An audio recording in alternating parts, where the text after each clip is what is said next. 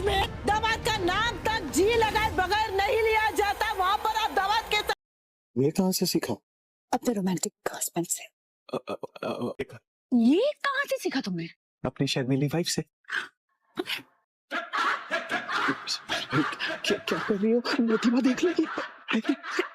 अब समझ में आया कि मैं तुम्हें कितना सताती हूँ। मतलब मैं इतनी देर में बोर हो गई और तुम इतने महीनों से मेरे नखरे उठा रहे हो। सीरियसली? बेबी का काम है नखरे करना और पति का नखरे उठाना बेबी। ठीक है, फिर मैं अपना काम करती हूँ और तुम अपना काम करो। मतलब ये कि मैं नखरे करती हूँ और तुम मेरे नखरे उठाओ। तुम्हें लग रहा होगा ना कि प्यार हो तो ऐसे, ऑब्वियसली प्यार ऐसे ही तो होना चाहिए। और अगर मैं कहूँ कि सब एक दिखावा है, तो प्रेम ने ना अपनी मर्जी से शादी की थी, इसलिए वो बेचारा कुछ कह ही नहीं सकता और शादी बचाने के लिए उसे राही को झेलना पड़ रहा है। और राही इतनी कंट्रोलिंग और बॉसी नेचर की है ना कि उसके साथ कोई खुश रह ही नहीं सकता। तुमने खुद नहीं देखा कैसे राही हमेशा प्रेम को कठपुतली की तरह नचाती रहती है। वैसे एक बात कहूं, प्रेम ना बिल्कुल हंसना ही भूल गया था, लेकिन जब से तुम आई हो ना उसके चेहरे पे वो स्माइल वापस लौट गई है। एक बात पूछूं? श्योर। तुम प्रेम और राही से इतना जल्दी क्यों हो? आई नो तुम उसकी इंद्रानी हो। इट्स देवरानी। या तुम उसकी देवरानी हो, पर सिस्टर भी तो। लेकिन सिस्टर जैसे कभी बिहेव ही नहीं करती, जब देखो तब देवरानी बनी रहती हो। बात बात पे राही को गलत साबित करना, पिचिंग करना, बोटी बासस की शिकायत लगाना, इन सब से ना राही का नहीं तुम्हारा कैरेक्टर पता चलता है। सो ग्रो अप। रही बात राही और प्रेम की, तो वो दोनों एक दूसरे से बहुत प्यार करते हैं और एक दूसरे के साथ बहुत खुश है। फेक और असली खुशियों के बीच का फर्क मैं देख सकती हूँ। कभी दादागिरी, कभी रूठना, कभी मनाना, कभी लेग पुलिंग, कभी बचपना, ये सब ना रिलेशनशिप में बहुत नॉर्मल है। वो दोनों अपने रिलेशनशिप को कभी बोरिंग नहीं बनने देते। यू नो व्हाट, मेरी मानो तो तुम और तुम्हारा हस्बैंड भी ट्राई करके देखो। राही और प्रेम से जलने की बजाय उनसे कुछ सीखो। You will be happy.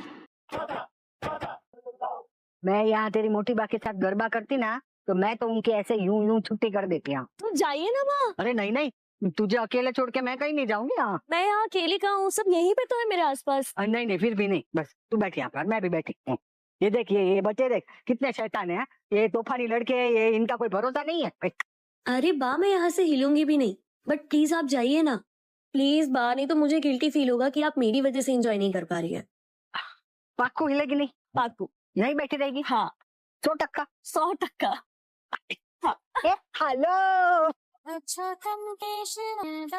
अच्छा हुआ तूने फोन किया। हैप्पी मकर संक्रांति। हैप्पी मकर संक्रांति। तेरा मैसेज मिला था मुझे, थोड़ी बिजी थी इसलिए रिप्लाई नहीं कर पाई, लेकिन तुरंत फ्री होके तुझे कॉल किया है मैंने। अरे कोई बात नहीं, वैसे अच्छा किया जो तूने वीडियो कॉल कर लिया। वो देखा बहुत खुश है प्रेरणा तेरे साथ। एक दिन तेरे साथ भी ऐसे ही खुश होगी, सच्ची। अरे हैप्पी मकर संक्रांति अनुताई। हैप्पी मकर संक्रांति मासी। Happy happy happy Makar Sankranti बेटा। और शादी के बाद का ये पहला त्योहार बहुत बहुत शुभ हो तुम दोनों के लिए। ढेर सारी बधाइयाँ, ढेर सारी शुभकामनाएं।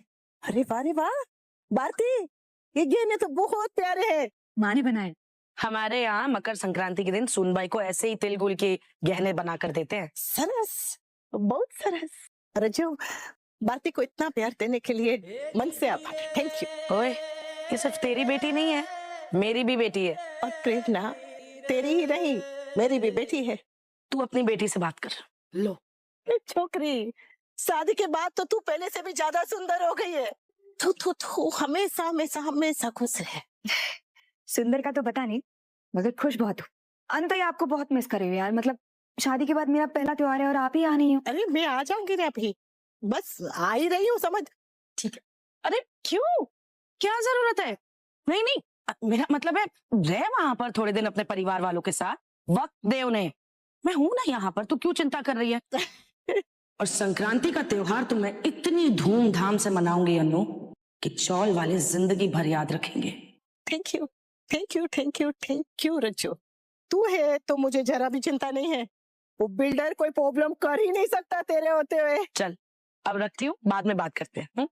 भारती, तुम सच में खुश तो हो ना यहाँ पे? माँ मैं बहुत खुश हूँ, इतनी कि कभी कभी लगता है कि मेरी खुशी को मेरी नजर न लग जाए। मैंने कभी नहीं सोचा था कि मुझे